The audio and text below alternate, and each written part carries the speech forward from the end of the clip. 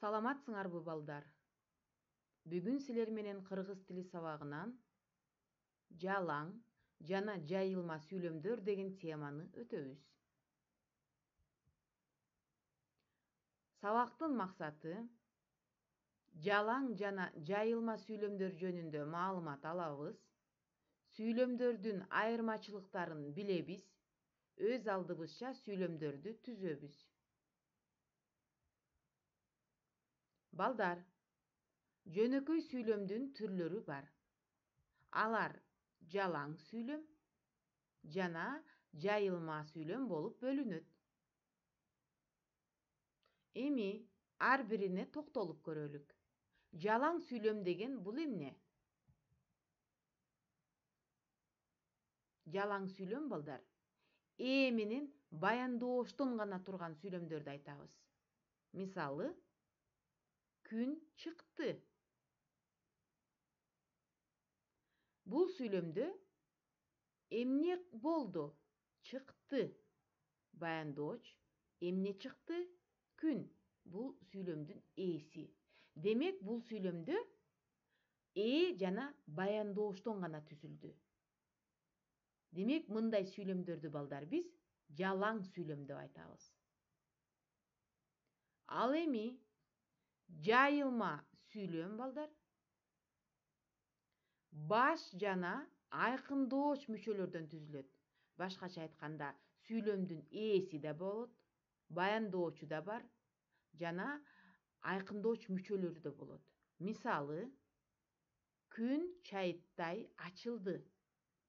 Демек, ачылды баяндоочу, күн ээси, ал эми чайыттай бул сүйлөмдүн айкындооч мүчөсүнө кирет. Демек, эки сүйлөмдүн айырмачылыгы эмнеде? Айырмачылыгы жалаң сүйлөм баш мүчөдөн гана түзүлөт.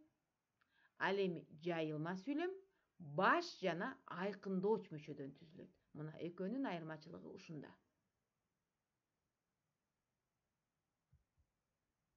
Эми балдар, көнүгүү иштеп көрөлүк. Жалаң сүйлөмдү жайылма сүйлөмгө айландырып жазасыңар. Бул жерде бир нече жалаң сүйлөм берилген. Мал чыкты, эгин айдалды, аю уктады, алмалар бышты, кой жайылды. Ушул сүйлөмдөрдү жайылма сүйлөмгө айландырып, башкача айтканда, ушул сүйлөмгө айкындооч мүчөлөрдү кошуп жазышыбыз керек. Мисалы, мал чыкты дейт. Жайылма сүйлөмгө айландырганда, мал жайлоого чыкты десек болот. Калгандарын өзүңөр таап жазгыла.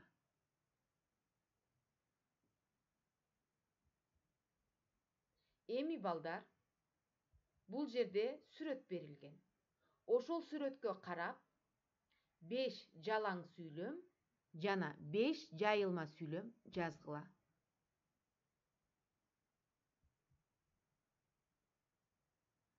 Ал эми